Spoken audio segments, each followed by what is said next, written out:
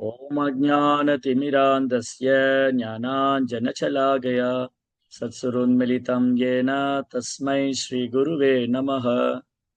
नमो ॐ विष्णुपादाय कृष्णपृष्ठाय भूतले श्रीमते भक्तिवेदान्तस्वामीति नामिने। नमस्ते सारस्वतिदेवे गौरवाणी प्रचारिणे निर्विशेषशून्यवादी पाशातदेशतारिणे। जय श्री कृष्ण चैतन्य प्रभु नित्यानंद श्री अद्वैत गदाधर श्रीवासदि गौर भक्त वृंद। हरे कृष्णा कृष्ण कृष्णा हरे हरे, हरे राम राम राम हरे हरे। हरे कृष्णा பக்தர்களுக்கு இனிமையான மாலை வணக்கம். தினம் ஒரு கீதை. பகவத்கீதை எளிமையாக எவ்வாறு புரிந்து கொள்வது, நடைமுறையில் எளிதாக எவ்வாறு பயிற்சி செய்வது. அப்போ பகவத்கீதையினுடைய முதல் அத்தியாயம் நம்ம படிச்சுட்டு இருக்கோம். முதல் அத்தியாயத்துல 8வது ஸ்லோகம். அந்த 8வது ஸ்லோகம் துரியோதனன் துரோணாச்சாரியர்கிட்ட பேசிட்டு இருக்கார். துரியோதனன் துரோணாச்சாரியரை பார்த்து பேசுறார். பவான் பீஸ்மஸ்ச கர்ணஸ்ச. இந்த ஸ்லோகம் தான் இது படிச்சுட்டு இருந்தோம். அப்போ 2-3 நாளா நம்ம பிதாமகர் பீஷ்மருடைய மகிமை, பிதாமகர் பீஷ்மர் ஆகச்சிறந்த ஒரு மகாரதர், பெரும் பக்தர், 12 மகாஜனங்கள் ஒருவர். அதனால பிதாமகர் என் பக்கம் இருக்கிறதுனால நான் ஜெயிச்சிருவேன் அப்படின்னு துரியோதனன் கனவு காண்டுட்டு இருக்காரு. பிதாமகர் என் கூட இருக்காரு, நான் ஜெயிச்சிருவேன் துரியோதனன் கனவு காண்டுட்டு இருக்காரு. ஆனா நம்ம பார்த்தோம் நேற்று, பிதாமகர் பீஷ்மர் பகவத் சங்கல்பத்தினால அந்த பக்கம் இருக்காரு. மற்றபடி அவருக்கு கௌரவர் பக்கம் ஆக வேண்டியது ஒன்றும் இல்லை. அந்த கதையெல்லாம் நேற்று பேசிட்டு இருந்தோம். இன்னைக்கு கர்ணன்.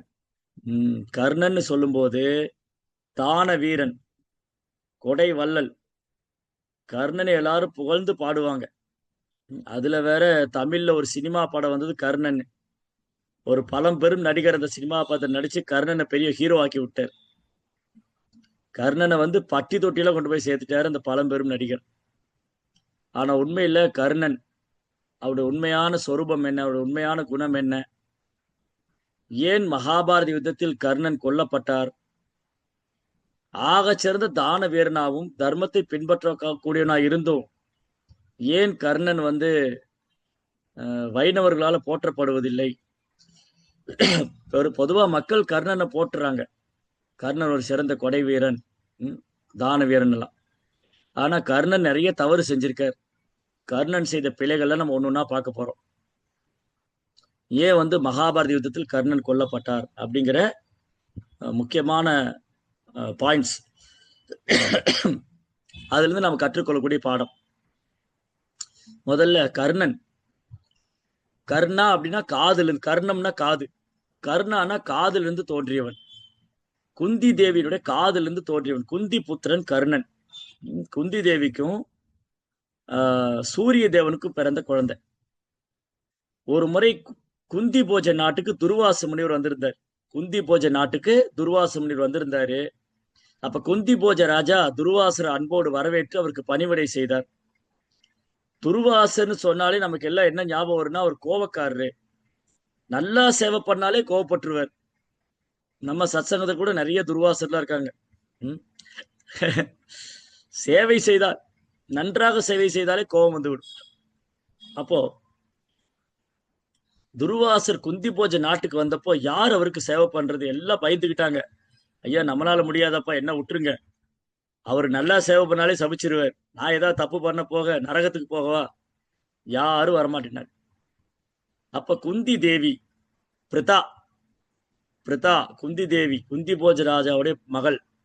அப்போது 8-10 வயசு தான் இருக்கு. அந்த குழந்தைக்கு ஒரு 8 வயசோ 10 வயசோ இருக்கும். சின்ன பொண்ணுதான். அவ சொன்னா, அப்பா நான் போய் துர்வாசருக்கு சேவை பண்றேன். மன்னனுக்கு ஒரே பயம், இந்த சின்ன குழந்தை போய் துர்வாசருக்கு சேவை பண்றேன்னு சொல்றா, அவர் ஏதாவது கோவம் சபிச்சுட்டா என்ன பண்றது. ஆனா குந்தி தேவி மிக பணிவாக, எளிமையாக, கண்ணும் கருத்துமாக, கவனமாக துர்வாசருக்கு சேவை செய்தார். வீட்டுக்கு வரும் விருந்தினர்களை, சாதுக்களை எப்படி உபசரிக்க வேண்டும் என்று நாம் குந்தி தேவியிடமிருந்து கற்றுக்கொள்ள வேண்டும். குந்தி தேவியின் ஒரே நோக்கம், துர்வாசனை சபித்தாலும் பரவாயில்ல, அவர் நான் சந்தோஷப்படுத்தணும், அவருக்கு நான் சேவை செய்யணும் அப்படின்னு சொல்லி அந்த சாதுவுக்கு சேவை செய்ய வேண்டும். அப்படின்னு குந்தி தேவி சேவை பண்ணாங்க. குந்தி தேவியின் சேவையில ரொம்ப திருப்தி அடைஞ்சார் துர்வாசர். அப்ப சொன்னார், குந்தி நான் உனக்கு 3 வரம் கொடுக்குறேன்னு. 3 வரம் தரேன். நீ எந்த தேவரை வேணாலும் கூப்பிடலாம். சூரியன், சந்திரன், அப்புறம் யமராஜா, யாரை கூப்பிட்டாலும் அவங்க மூலமா உனக்கு குழந்தை கிடைக்கும்னு சொன்ன. அது சின்ன பொண்ணு அந்த டைம்ல. என்னடா துர்வாசர் இந்த வரம் கொடுத்துட்டு போயிட்டாரு, இது சரியா உண்மையா என்னன்னு பரிச்சயம் பண்ணிடலாம். ஒரு சின்ன சந்தேகம் இருந்தது துர்வாசருடைய வரத்துல. அப்ப இந்த சின்ன குழந்தை என்ன பண்ணா, துர்வாசு கொடுத்த வரத்தை வைத்துக் கொண்டு சூரிய தேவனை அழைக்கிறார். சூரிய தேவனும் தோன்றிவிட்டார். அப்படி கண்ணை கரிக்கும் பிரகாசம், தேஜஸ், பறந்து விரித்த தோள்கள், தாமரை இதழ் போல கண்கள், ஆஜானு பாகன். சூரியன் எப்படி கண்ணை பறிக்குது, அந்த தேஜஸ் சூரிய தேவன் விவஸ்வான் அவர் குந்தி தேவி முன்னாடி வந்தாங்க. ஓ மங்கையே, பெண்ணே, என்னை அழைத்தது காரணம் என்ன? உடனே குந்தி தேவி சொன்னா, ஐயோ தேவரே, என்னை மன்னித்து விடுங்கள், நான் தெரியாதனமா மந்திரத்தை பரிச்சை செய்து விட்டேன், நீங்க வந்துட்டீங்க. அதெல்லாம் இல்ல, நீ என்னை கூப்பிட்டேன், நான் வந்துட்டேன், என் மூலமா உனக்கு ஒரு குழந்தை. வேண்டாம், நான் இன்னும் திருமணமாகாதவள், கன்னி பெண். அப்போ சூரியன் சொன்னாரு, நான் உனக்கு இந்த குழந்தை கொடுத்தாலும் உனக்கு கன்னித்தன்மை போகாது அப்படின்னு சொல்லி குந்தியோட காதுல இருந்து கர்ணன் தோன்றினார். பிறக்கும் போதே கவச்ச குண்டலத்தோட பிறந்தார். கவச்சம், மார்புல ஒரு கவச்சம், காதுல குண்டலம், கவச்ச குண்டலத்தோட பிறந்தார். இப்படி அந்த குந்தி தேவி என்ன பண்ணாங்க, ஐயோ எனக்கு இன்னும் திருமணமாகவே இல்லையே, நான் கன்னி பெண்ணா இருக்கிறேன், இந்த குழந்தை எப்படி நான் வளர்ப்பேன், என்ன சமுதாயம் என்ன சொல்ல, ஊரார் என்ன பேசுவாங்க அப்படின்னு அந்த குழந்தையை கங்கையில் விட்டு விட்டார். கர்ணப்பிரயாகைன்னு ஒரு இடம் இருக்கு. பிரயாகைனா 2 நதி சங்கமிக்கிற இடம். 2-3 நதிகள் சங்கமிக்கும் இடத்தை பிரயாகைன்னு சொல்லுவாங்க. கர்ணப்பிரயாகைனா கர்ணனை ஓடையில் விட்ட இடம். கங்கை, அலகானந்தா, பாகிரதி. இந்த கங்கா, அலகானந்தா, பாகிரதி சம்பவிக்கும் இடத்தை தான் பிரயாகைன்னு சொல்லுவாங்க. பத்ரிகாசிரம் போற வழியில கர்ணப்பிரயாகைன்னு ஒரு இடம் இருக்கு. அங்கதான் குந்தி தேவி கர்ணன் அந்த ஓடையில விட்டாங்க, கங்கையில விட்டாங்க. அத அதிரதன் என்ற பெரும் ரத வீரன், அதிரதன் என்ற ஒரு ரத ஓட்டி, தேர் ஓட்டுறவர், அந்த குழந்தையை எடுத்து தன் மனைவியிட்ட கொடுக்கிறார், ராதை. அந்த அதிரதன் மனைவியின் பேர் ராதை. ராதை வளர்த்ததுனால கர்ணனுக்கு இன்னொரு பேர் ராதேயன். அதிரதனும் ராதையும் எடுத்து வளர்த்ததுனால, ராதை வளர்த்ததுனால அந்த குழந்தைக்கு பேர் ராதேயன். குந்தியினுடைய காதிலிருந்து வந்தனால கர்ணன். தானம் வல்வது சிறந்ததனால தான வீரன். பேர்பட்ட ஒரு மகாவீரன் கர்ணன். அவர் போய் ஒரு முறை திரௌபதியோட சுயம்பரத்துக்கு போனார். அப்போ ராதேயனை பார்த்து திரௌபதி சொல்றா கர்ணனை பார்த்து, நீ ஒரு சூத்ரானின் மகன், உனக்கு இந்த காம்படிஷன்ல கலந்துக்கிறதுக்கு அருகதை கிடையாது. கர்ணா, நீ ஒரு சூத்ராணி, ஒரு தேரோட்டியவன் மகனாக பிறந்ததுனால இந்த உயர்ந்த ராயல் குலத்துல இந்த சத்திரி வம்சத்தில் நடக்கூடிய இந்த சுயம்பரத்துல கலந்துக்கிற தகுதி உனக்கு இல்லைன்னு சொல்லி கர்ணனை அவமானம் செய்து விட்டாள் திரௌபதி. காரணம், திரௌபதிக்கு அர்ஜுனனை கரம் பிடிக்க வேண்டும். திரௌபதி தோன்றியதே அர்ஜுனனை மணப்பதற்காக தான். யாகசாலையில் தோன்றிய அதிர்ஷ்ட தேவதை திரௌபதி அர்ஜுனனை மணப்பதற்காகவே தோன்றினாள். ஆனா அதே சமயம் வேத காலத்துல என்ன வழக்கம் இருந்ததுன்னா, கீழ்குலத்துல பிறந்தவர், அதாவது பிறப்பால தொழிலால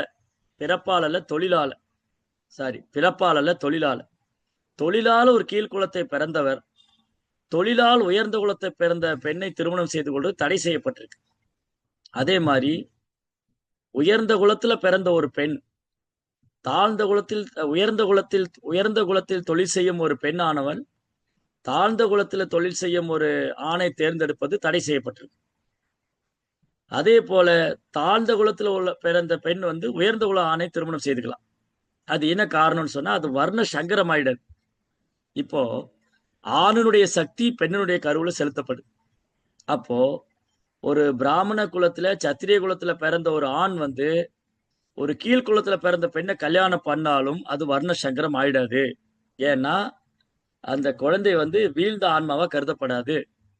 ஆனா அதே சமயம் ஒரு கீழ்குலத்துல பிறந்த ஆண் உயர்ந்த குலத்தை பெண்ணை மனம் செய்து கொண்டால் அது அந்த சமுதாயம் வீழ்ந்து விடும் அப்படின்னு சில தொழில் சார்ந்த பிறப்பின் அடிப்படையில் இல்ல, தொழில் சார்ந்த வித்தியாசம் இருந்திருக்கு. தொழில் சார்ந்த ஒரு ஹயரார்கி. அந்த குணநலன்கள்ல பாதிப்பு வரும். தாழ்ந்த குல தொழில் பண்ணக்கூடிய ஒரு பெண் உயர்ந்த குல ஆணை கல்யாணம் பண்ணிக்கலாம். அப்போ அந்த குணநல பாதிப்பு வராது. ஆனா அதே சமயம் உயர்ந்த குலத்துல பெண் வந்து உயர்ந்த குல தொழில் பண்ணக்கூடிய ஒரு பெண் வந்து தாழ்ந்த தொழில் பண்ணக்கூடிய ஒரு ஆணை திருமணம் செய்து கொண்டால் அங்க வந்து என்ன ஆயிடும்? அது வந்து சமுதாயம் வீழ்ந்துடும், வர்ணசங்கரம் ஆயிடும். அதனால இந்த காம்படிஷன்ல, இந்த யுத்தத்துல, இந்த போட்டியில, சுயம்பரத்துல கலந்து கொடுக்கக்கூடிய தகுதி வந்து கர்ணனுக்கு இல்லை என்று திரௌபதி நிராகரித்து விடுகிறார். ஏன்னா அந்த வித்தையை இருவரால் மட்டும்தான் செய்ய முடியும். ஒன்று அர்ஜுனன், இன்னொன்று கர்ணன். என்னது? கீழே ஒரு மீன் வந்து பானையில சுத்தின்னு இருக்கும், மேல அதோடைய பிம்பம் இருக்கும்.